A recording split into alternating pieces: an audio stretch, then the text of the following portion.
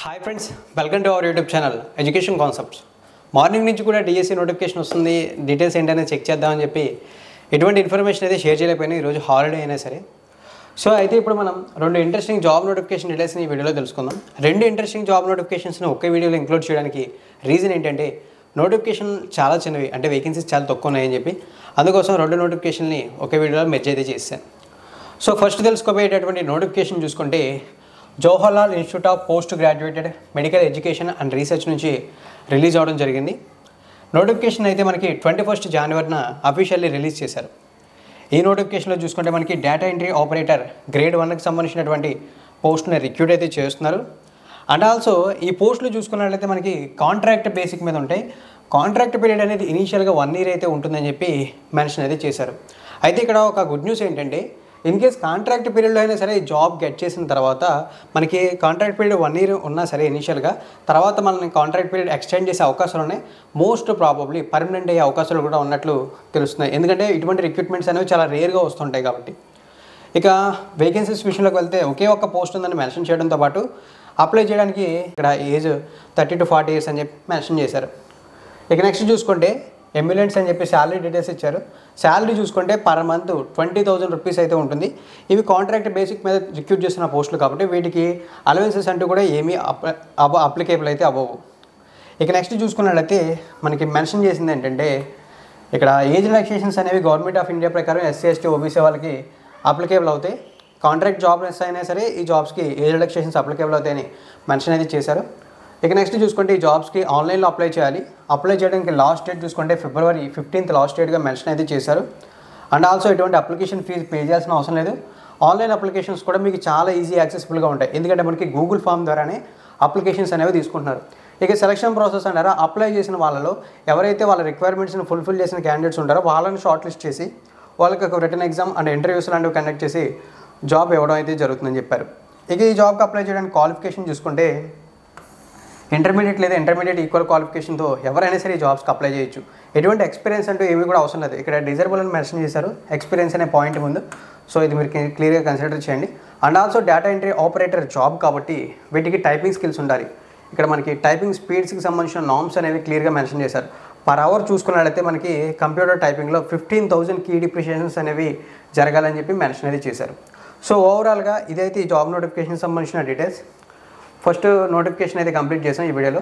Second నోటిఫికేషన్లో అయితే మనకి కాస్త ఇంట్రెస్టింగ్ పోస్టే ఉంది. ఇప్పుడు ఆ వివరాలు కూడా చెక్ చేద్దాం. ఫ్రెండ్స్, సెకండ్ నోటిఫికేషన్ అనేది చూసుకున్నట్లయితే మనకి సైనిక్ స్కూల్ మిజోరం నుంచి రావడం అయితే జరిగింది. సో ఎవరైతే నాకు job location not a problem, వేకెన్సీస్తో not a problem, job a necessary అనుకుంటారో వాళ్ళే చూడండి. సో ఇక్కడ మనకి ఒకే ఒక పోస్ట్ ఉంది. ఆ post lower division clerk and also ఇది పర్మనెంట్ పోస్ట్ అని మెన్షన్ చేశారు. ఇంకొక పోస్ట్ మనకి టీచింగ్ కేటగిరీలో ఉంది కానీ వాటి గురించి మనకి పెద్దగా అవసరం లేదు కాబట్టి దాన్ని అయితే స్కిప్ చేద్దాం. ఇప్పుడు ఈ లోయర్ డివిజనల్ క్లర్క్ గురించి చూస్తే ఈ ఒక్క పోస్ట్ని అన్రిజర్వ్డ్ కేటగిరీకి రిజర్వ్ అయితే చేశారు. సో ఎస్సీ ఎస్టీ ఓబీసీ వాళ్ళు ఎవరైనా సరే అప్లై అయితే చేయొచ్చు ఇన్ కేస్ ఇంట్రెస్ట్ అనేది ఉంటే.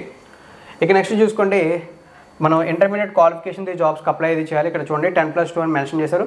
ఇంటర్మీడియట్తో అప్లై చేయొచ్చు లేదా ఆఫ్టర్ 10th క్లాస్ కంప్లీట్ అయిన తర్వాత ఐటీఐ క్వాలిఫికేషన్ లేదా డిప్లొమా క్వాలిఫికేషన్ ఉన్నా సరే ఈ జాబ్కి అప్లై చేయడానికి ఎలిజిబిలిటీ ఉంది. ఇక నెక్స్ట్ క్లర్క్ కేటగిరీ జాబ్ కాబట్టి టైపింగ్ అయితే ఉంది. ఆ టైపింగ్ చూసుకుంటే 40 words per minute స్పీడ్లో టైప్ చేయాలని చెప్పి మెన్షన్ చేశారు. స్పెసిఫిక్గా మనకి లాంగ్వేజ్ మెన్షన్ చేయలేదు కాబట్టి ఇంగ్లీష్లోనే టైపింగ్ అయితే ఉంటుంది, అది గుర్తుంచుకోండి. ఇక నెక్స్ట్ డిజైరబుల్ క్వాలిఫికేషన్స్ అని కొన్ని మెన్షన్ చేశారు కానీ సో అవి డిజైరబుల్ కాబట్టి వాటిని పెద్దగా కన్సిడర్ చేయాల్సిన అవసరం లేదు. ఇక ఈ లో డివిజన్ క్లర్క్ జాబ్ సెలెక్ట్ అయిన క్యాండిడేట్స్కి సెంట్రల్ గవర్నమెంట్ లెవెల్ 2 ప్రకారం శాలరీస్ పే చేస్తుంది. లెవెల్ 2 ప్రకారం శాలరీ అంటే బేసిక్ పే 19,900, మ్యాక్సిమం 63,200 రూపీస్ వస్తాయి. విత్ ఆల్ అలవెన్సెస్ యాడ్ చేస్తే ఈ లోయర్ డివిజన్ క్లర్క్ జాబ్కి సెలెక్ట్ అయిన క్యాండిడేట్కి 30,000 to 35,000 rupees between per month శాలరీగా రావడం అయితే జరుగుతుంది.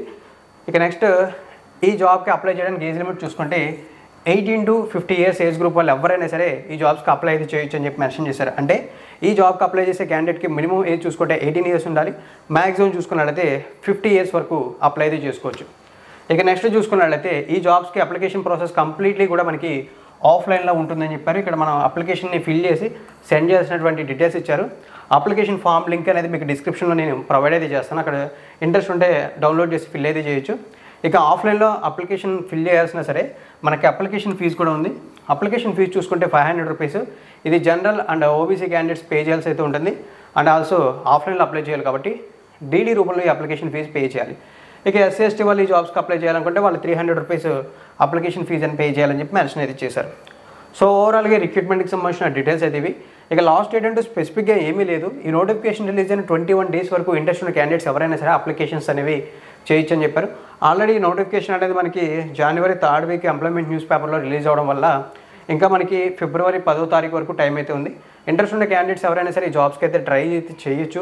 ఎందుకంటే ఇటువంటి నోటిఫికేషన్ ఒకటే పోస్ట్ ఉంది, అప్లికేషన్ కూడా ఫీజు పే చేయడం ఎందుకులే వేస్ట్ అని చెప్పి చాలామంది అవాయిడ్ చేయడం వల్ల ఇటువంటి జాబ్స్కి అప్లై చేసే వాళ్ళకి లక్ కలిసి వస్తే జాబ్ వచ్చే అవకాశాలు అయితే ఉన్నాయి.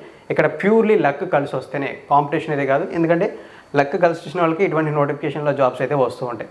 అదైతే గుర్తుంచుకోండి. సో ఓవరాల్గా ఈ 2 చిన్న జాబ్ నోటిఫికేషన్ డీటెయిల్స్ అయితే ఇవి. ఇన్ కేస్ మీకు ఏమైనా డౌట్స్ ఉంటే ఈ నోటిఫికేషన్పై తప్పనిసరిగా కామెంట్ సెక్షన్లో కామెంట్ చేయండి. మీకు అప్లికేషన్ ఫామ్ లింక్స్ కానీ, నోటిఫికేషన్ డీటెయిల్స్ లింక్స్ కానీ, లేదా గూగుల్ ఫామ్ లింక్స్ కానీ అన్నీ కూడా డిస్క్రిప్షన్లో అవైలబుల్గా ఉంటాయి.